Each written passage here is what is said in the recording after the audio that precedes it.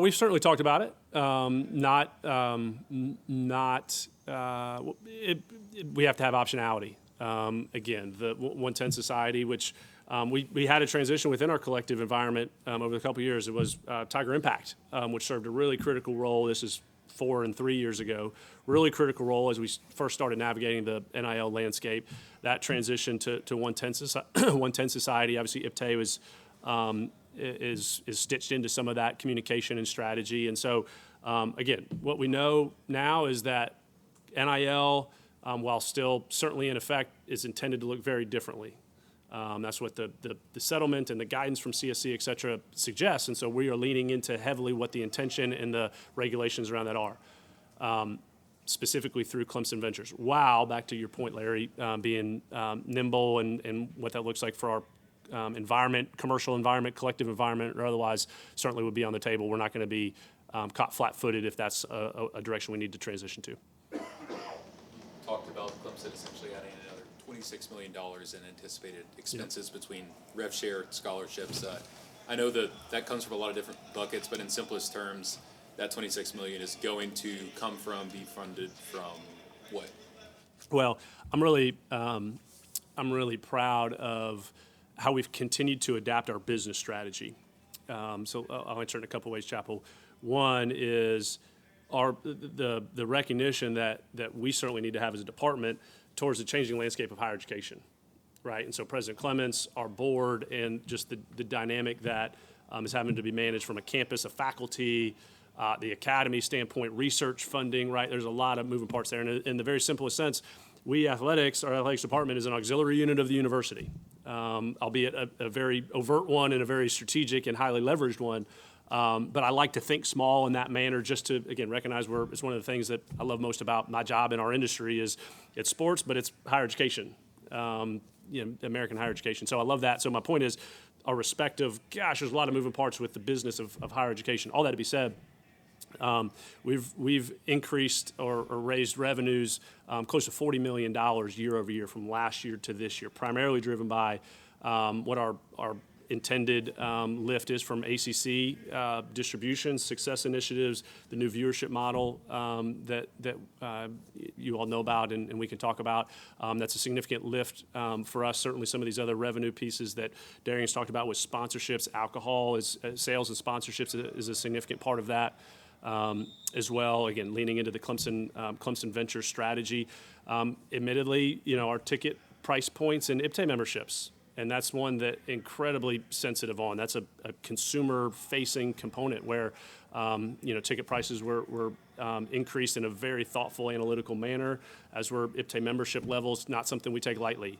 But I would tell you the response that our fans and IPTAY members have had towards that has been incredible, and we're sold out LSU game, anticipate to sell out the rest as we work through it.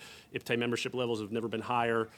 So all of those little levers that we've pulled, and a lot of those are intra-athletics department, as far as how we're generating our own revenues and managing our business. And I know I've talked about and shared about how need to be thoughtful, and we are on expenses too, right? Back to the changing business model of college athletics. That means how we travel, what our rosters are, what the support for our teams are, while still having student-athlete experience as the number one component. So I feel like it gets watered down a little bit. The changing business of college athletics, it's a really big catch-all, but there's a lot of really strategic things that we're pulling on both sides of the lever, revenues and expenses, in order to satisfy the new $26 million expenses, $26 million expense plus. That's really important for us. When you announced Clemson Ventures, you said it could be a vehicle potentially for private equity. How much have you actually looked into the possibility of that? What are the actual positives and negatives that you balance there? Yeah, we have significantly, and there are really well read on what those opportunities are, and we're rather connected in that space. We haven't taken any next steps or any steps of significance as it relates to that external funding or private equity or private capital. Certainly, there's conferences and other schools that are having those type of conversations too. So what that looks like down the road, David asked 3 to 5 years. Gosh, I don't know, but I do feel really equipped that we're set to be strategic on what that could look like. I don't anticipate that at this point. We certainly haven't have it at this point. I think it's incumbent on us to, again, change the size of the coin, raise revenues, manage expenses. The need to be competitive has never been greater. It's that time of year, everybody starts getting parking assignments and ticket assignments, and some people get a little mad. But how many parking spaces football losing because of the parking garage, Yeah. the construction that's going on, and the next year or two could be a little tight in spots. Do right? you guys get mad? Did Ross and Jeff roll out like press box seat assignments? Is that a thing? Do you guys have to? Okay. Game by game. Yeah, we're great. Yeah. Well, we don't part game by game. We part season by season. I don't have a hard count for you, David. It is that time of year, to your point. Parking garage, build, under construction, lot. Certainly this year over year, we have less parking spots. Certainly even more proximate parking spots, admittedly. That being said, I'll speak to where the strategy and a lot of the discussion are. We do anticipate a year from now to have a lot of access and really great parking around, I call it the green space, which is just, I guess, east between Motor Pool, Johnstone, Demolition, Core Campus. So really just on the other side of Scroll of Honor, if you guys are mind's eyeing with me. And so that's going to be significant amount of new spaces, really proximate, green space, so like not just a hard surface lot. So that's a year away. So while there was continued reduction of spots this year with construction, that's going to be a big one that we're going to roll out this upcoming off season. Obviously, the parking garage coming online, I think that's 2027, so still a couple years away. That's going to add inventory. It's different inventory. Parking deck is different than most of our fans are used to with tailgating, but there's going to be there's certainly appetite for that.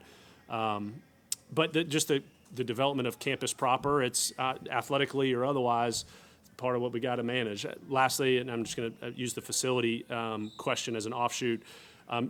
Trustees have rolled out over the past couple meetings the plans for the Clemson Health Center, which there is some construction that started on that up Perimeter Road, really across from Botanical Gardens. That's going to be a huge, huge project for campus and for our community. There's going to be some community access to it, is my understanding, and certainly the support for students and student athlete and performance components in there too. So I'm not co-oping into that project, but that's a huge initiative for the institution, for President Clements and the board that has some parking effect, which is why I'm talking to it, but excited for that to be rolled out more for our community over the coming couple years. So Derby, the renovation is done. You've got gymnastics and lacrosse take care. What is next for athletics in terms of new or redoing things? These feel like really traditional questions, like facilities. Great, let's talk on that. The Watt Family Performance and Wellness Center, huge high impact project. I actually got to run in there during lunch while it was raining today. High impact strength and conditioning, sports med, nutrition for all of our student athletes, really all of our Olympic sports, really day to day. We're under construction. You've seen the expansion and renovation of Little John Coliseum, Swan Pavilion, catty corner to IPTE over there. So that'll be under construction for the next 16 months or so, kind of phased in and out of basketball season. Huge next step for our basketball programs, both men and women, donor supported there. So all that to be said, you've seen those and those are completed. The best answer, or the most interesting answer to your question is we're going to pick the pencil back up and do some feasibility study at Memorial Stadium. There's a lot of need there at the stadium. Certainly we've had investments over the years with premium seating and video board, scoreboard lights, right? And so there's certainly opportunity and demand for additional premium seating. What does that look like on the east side of the stadium? We've done different studies on that over the years, but want to really look at what that could look like for premium space, suites, clubs, certainly different demographics of premium area at our stadium. But then also that touches the entire stadium is infrastructure, right? Concourse, restroom, concessions, alcohol sales we've talked about as Chapel asked, and so those points of sale, that's where I think the infrastructure, Wi-Fi, so that type of infrastructure is the best way to say it, is I'm excited for that type of investment and how that would pair with premium seating, with the ROI with that. I love that type of presentation of investment for Memorial Stadium, stuff that affects all 80,000 plus, and then also that has premium and some ROI to it. So We haven't really restarted that, but that's coming here this fall, David. I don't have a timeline or an order of magnitude of that. It's feasibility study in nature, but that would be our big focal point of what would be a next big project ahead. Baseball moved the bullpen. Fans can stand around down there. Is there any thoughts on redesigning that after a year, or just leaving it as it is for now? Yeah, from the the bullpen aspect area, that'll be fine. We need to manage the environment down there better and still have a very safe and appropriate environment for our visitors and the visiting bullpen, but also still have a great environment as a home team. So there's a balance there that I think we need to we can thread that needle a little better than what we were this past year. But I'm excited about what that did for Kingsmore Stadium. We haven't really dug into that yet, but we will come for Kingsmore for 26. You guys are still figuring out how it's all going to work with this new model and revenue sharing and all that, but Danny White, for instance, has been very vocal about collective bargaining. I mean, do you think are you at all in that same camp in terms of a need for that, in terms of having rules and things really in place, or do you feel good about where things are now? Yeah, continued development needs to happen. The collective bargaining, employment, federal legislation, that all kind of gets tied together. I do think there needs to be continued development there. The support of student athletes and empowerment, and call it structure, I think it's taken really good steps with House case settlement and how that's continued to evolve. At the end of the day, I think that the structure piece I was kind of getting at with Larry's question earlier, where there's just some real certainty around what our operations are. Not guardrails. Certainty meaning, okay, it's in a better spot as from a legal standpoint.